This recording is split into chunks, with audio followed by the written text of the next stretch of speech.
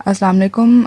I am Dr. Fashwa Khan Tareen and the topic I am going to discuss today is drugs acting on ANS, जिसमें मैं detail में बताऊंगी adrenergic agonist के बारे में। इनको सिंपैथोमाइमेटिक्स भी कहा जाता है, मतलब कि सिंपैथेटिक सिस्टम पर एज एन एगोनिस्ट मिमिक करते हैं उसके एक्शन को, तो सिंपैथोमाइमेटिक्स। फर्स्ट ऑफ ऑल डेफिनेशन, वो ड्रग्स जो एड्रेनर्जिक न्यूरॉन्स पर एक्ट करती हैं, यानी वो न्यूरॉन्स जो कि एपिनेफ्रीन और या नॉर एपिनेफ्रीन, जिनको एड्रीनालिन या नॉर एड्रीनालिन भी कहा जाता है, as a neurotransmitter release करते हैं सिंपैथेटिक नर्वस सिस्टम में, और एगोनिस्ट हैं तो स्टिमुलेट करेंगे, पोटेंशिएट करेंगे उनके एक्शन को, उनको कहते हैं adrenergic agonist. Next is synthesis and release of neuro transmitter, कि ये जो न्यूरो ट्रांसमीटर है एड्रीनालिन और नॉर एड्रीनालिन, ये एक्ट कैसे करता है, सिंथेसाइज कैसे होता है, रिलीज़ कैसे होता है, अपना एक्शन कैसे शो करता है। First step, synthesis and storage. Tyrosine जो कि एक प्रोटीन है, वो सोडियम लिंक कैरियर के थ्रू एड्रेनर्जिक न्यूरॉन में ट्रांसफ़र की जाती है, वहाँ फिर उसकी हाइड्रोक्सिलेशन हो जाती है to dopa. Dopa means dihydroxyphenylalanine, और एंजाइम जो इस पर एक्ट करता है वो टायरोसिन हाइड्रोक्सीलेज है। डोपा में फिर कार्बोक्सिल ग्रुप उसमें से रिमूव हो जाता है, डी कार्बोक्सिलेशन हो जाती है, तो वो डोपामीन में कन्वर्ट हो जाती है। अब ये डोपामीन जो है अमाइन ट्रांसपोर्टर सिस्टम के थ्रू साइनैप्स में जाती है, वहाँ वेजिकल में स्टोर हो जाती है, और इस अमाइन ट्रांसपोर्टर सिस्टम को अगर ब्लॉक किया जाए बाय द ड्रग रेजरपीन, तो ये डोपामीन जो है वहाँ जाके साइनैप्स में स्टोर नहीं होगी, साइनैप्टिक वेजिकल में नहीं जाएगी। साइनैप्स मीन्स कि वो जगह जहाँ न्यूरो ट्रांसमिशन हो रही है, और साइनैप्स में वेजिकल में जाकर फिर उसकी हाइड्रोक्सिलेशन हो जाएगी बाय एंजाइम बीटा हाइड्रोक्सिलेज, और ये कन्वर्ट हो जाएगा नॉरएपिनेफ्रिन में। लेकिन एड्रिनल मेडुला के केस में नॉरएपिनेफ्रिन में मिथाइलेशन हो जाएगी, मिथाइल ग्रुप इसके साथ जाके अटैच हो जाएगा और एपिनेफ्रिन बन जाएगा। इसलिए तमाम सिंपैथेटिक नर्वस सिस्टम में नॉरएपिनेफ्रिन जो है वो as an neurotransmitter act करता है, लेकिन एड्रिनल मेडुला में सिर्फ एपिनेफ्रिन जो है न्यूरो ट्रांसमीटर यूज़ होता है। Next step is release. Action potential होगा, कैल्शियम आयन का इन्फ्लक्स होगा, तो वो वेजिकल जो है वो सेल मेम्ब्रेन के साथ फ्यूज़ हो जाएगा, और इसी तरह अपना सारा कंटेंट जो है वो साइनैप्स में रिलीज़ कर देगा, और इस स्टेप को भी ब्लॉक किया जा सकता है by the drug guanethidine. Next step is binding. अब ये जो रिलीज न्यूरो ट्रांसमीटर है, ये बाइंड कर देगा पोस्ट साइनेप्टिक रिसेप्टर के साथ। वो रिसेप्टर कोई भी हो सकता है, अल्फा बीटा, जो हम आगे जाके देखेंगे, और फिर उसको एक्टिवेट कर देगा। Next step, removal of norepinephrine. अब नॉरएपिनेफ्रिन बन भी गया, उसने अपना एक्शन भी शो कर दिया। अब रिमूव कैसे होगा? 3 तरीक़ों से रिमूव हो सकता है। या तो सिंपल ये जो है सर्कुलेशन में डिफ्यूज़ हो जाए, तो इस तरह वो साइनैप्स से रिमूव हो गया, या इसकी मेटाबॉलिज्म हो जाए थ्रू कॉम्ड कैटिकोल ओ मिथाइल ट्रांसफेरेज, और ये कन्वर्ट हो जाए ओ ऑक्सीजन मिथाइलेटेड डेरिवेटिव में। या फिर न्यूरॉन जो है, वो जो एड्रेनर्जिक न्यूरॉन है, वो इसको दोबारा से अपटेक कर ले, इसको दोबारा से खींच ले अपनी तरफ, न्यूरॉन में वापस चला जाए ये नॉरएपिनेफ्रिन, और इस तरह जो है साइनैप्स से इसका रिमूवल हो जाएगा। और इसकी अपटेक को इनहिबिट किया जा सकता है by TCAs, tricyclic antidepressants, imipramine वगैरह से। अब न्यूरॉन में जब अपटेक सिस्टम के थ्रू ये वापस चला गया, तो वहाँ से आगे क्या हो सकता है कि या तो ये रिलीज़ हो जाएगा दोबारा अपने एक्शन के लिए, या माओ से, मोनोअमीन ऑक्सीडेज से ये ऑक्सीडाइज हो जाएगा, मेटाबोलाइज जो है वो इसके यूरिन में फिर एक्सक्रीट आउट हो जाएंगे। नेक्स्ट इज़ एड्रीनोसेप्टर्स, कि वो रिसेप्टर्स कौन कौन से हैं जिन पर न्यूरो ट्रांसमीटर जाके बाइंड करते हैं। Alpha receptors, beta receptors. Alpha receptors आगे फर्दर डिवाइडेड है अल्फा 1, अल्फा 2 में। इसी तरह बीटा रिसेप्टर्स भी आगे फर्दर डिवाइडेड है बीटा 1 और बीटा 2 में।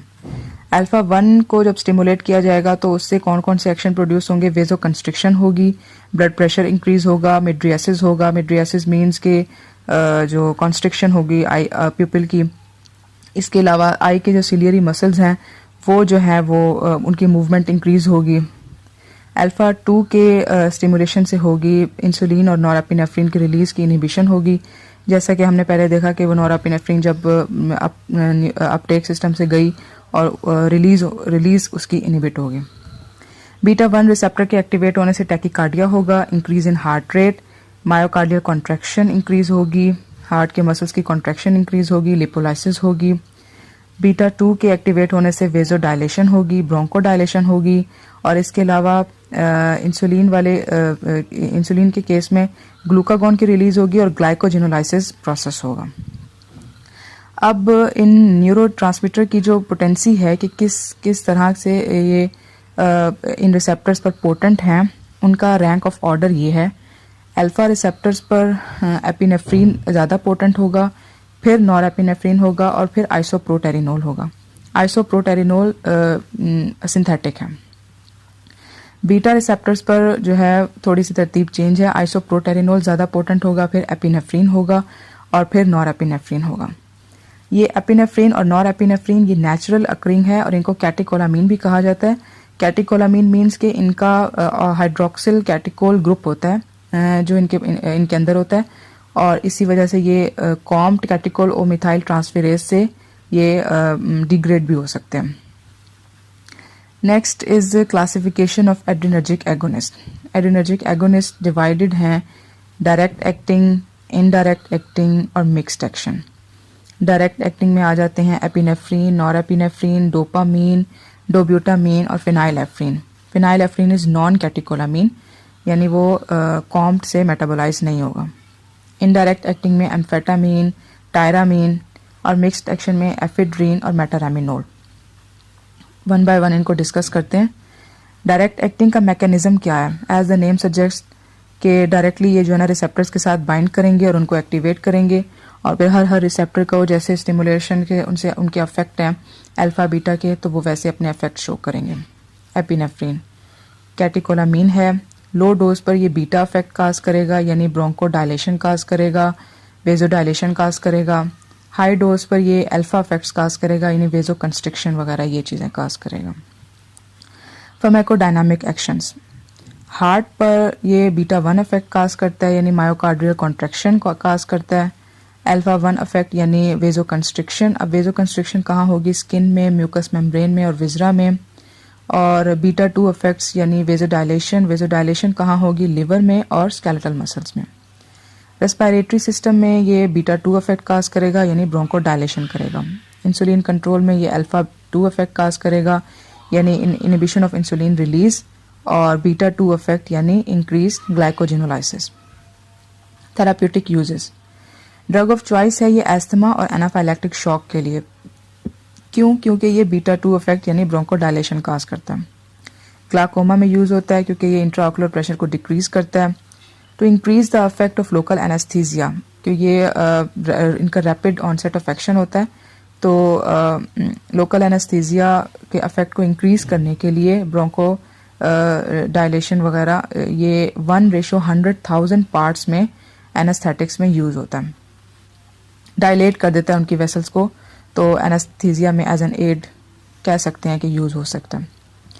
फार्माकोकाइनेटिक्स, रैपिड ऑनसेट है यानी फौरी एक्शन शो करता है, but brief duration of action, लेकिन ड्यूरेशन इसका बहुत कम होता है।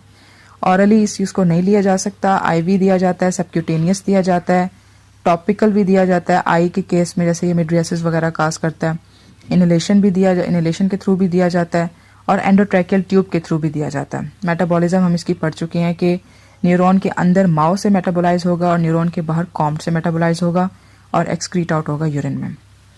एडवर्स इफेक्ट्स इसके क्या हैं? सीएनएस पर ये एंजाइटी, फियर, हेडेक, टेंशन और ट्रेमर वगैरह काज करता है।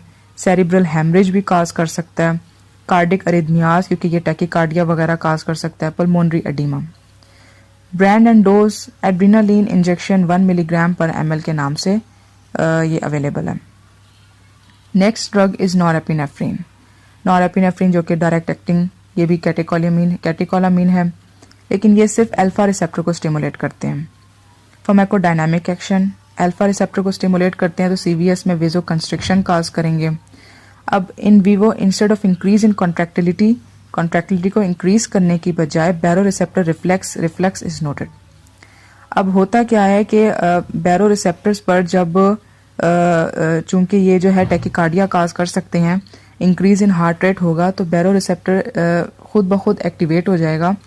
वो रिसेप्टर रिफ्लेक्स प्रोड्यूस करेगा, और उस रिफ्लेक्स के नतीजे में क्या होगा? ये एक हीमोस्टैटिक मैकेनिज्म है हमारी बॉडी का। इसके नतीजे में क्या होगा कि ब्लड प्रेशर और हार्ट रेट जो है वो नॉर्मल होना शुरू होगा, ताकि किसी डेंजरस कंडीशन से बॉडी को बचाया जा सके। और ये किस में है? नॉरएपिनेफ्रीन के केस में। थेराप्यूटिक यूज़ क्या है? ट्रीट शॉक को ये ट्रीट करने के लिए, जैसे हमने अभी पढ़ा बैरोरेसेप्टर रिफ्लेक्स इसके केस में होता है। Brand and dose, norpin injection 2 mg के नाम से ये अवेलेबल है। Next is indirect acting. Indirect acting जिसमें एम्फेटामिन एंड टायरामीन आ जाते हैं।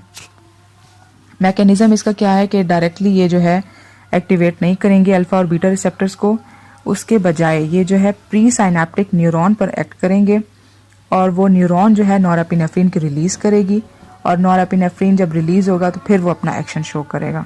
इसमें आ जाती है एम्फेटामिन।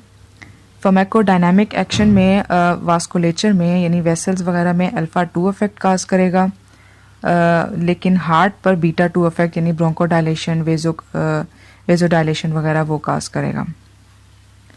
और स्टिमुलेटरी इफेक्ट्स हैं इसके अलावा इस सीएनएस पर, यानी ये इसका एक एक्स्ट्रा चीज़ है जो और किसी में नहीं है कि सीएनएस को स्टिमुलेट करेगा।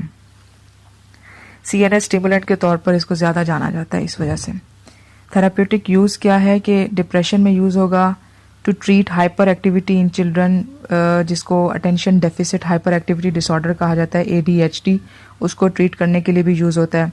नार्कोलेप्सी में यूज़ होता है और एपिटाइट कंट्रोल में ये यूज़ होता है। एडवर्स इफेक्ट्स इसके क्या हैं? कार्डिक अरिथमियाज काज कर सकते हैं, इंसोम्निया काज कर सकते हैं, नोजिया, हेडेक, ट्रेमर वगैरह। नेक्स्ट इज मिक्स्ड एक्शन, और इसका एम्फेटामिन का कोई ब्रांड एज सच अवेलेबल नहीं है।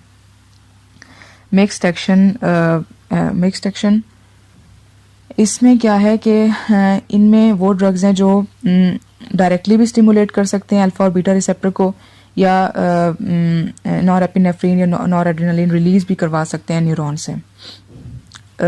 मिक्स्ड एक्शन इसमें ड्रग्स पाए जाएंगे। ड्रग है एफेड्रिन, प्लांट से ऑब्टेन किया हुआ अल्कलाइड है, नॉरएड्रेनालिन से सिमिलर एक्शन है लेकिन बस पोटेंसी इसकी कम है। Pharmacokinetic, long duration of action है क्योंकि ये मेटाबोलाइज नहीं हो सकता कॉम्ड से और माउथ से, ऑरली एब्जॉर्ब हो जाता है इजीली, सीएनएस में पेनिट्रेट हो जाता है और अनचेंज जो है ये यूरिन में एलिमिनेट होता है। फार्माकोडायनामिक एक्शन, अल्फा 1 इफेक्ट काज करेगा यानी वेजो कंस्ट्रिक्शन काज करेगा, बीटा 1 इफेक्ट काज करेगा यानी कार्डिक स्टिमुलेशन टेकिकार्डिया वगैरह काज करेगा, और बीटा 2 इफेक्ट काज करेगा यानी ब्रोंकोडायलेशन काज करेगा। थेराप्यूटिक यूज इसका क्या है? एफेड्रिन को क्रॉनिक एस्थमा में यूज किया जाता है। इसके अलावा नेजल डीकंजेस्टेंट में यूज किया जाता है, और माइस्थीनिया ग्रेविस जिसमें पैरालिसिस ऑफ मसल होता है उसमें यूज किया जाता है।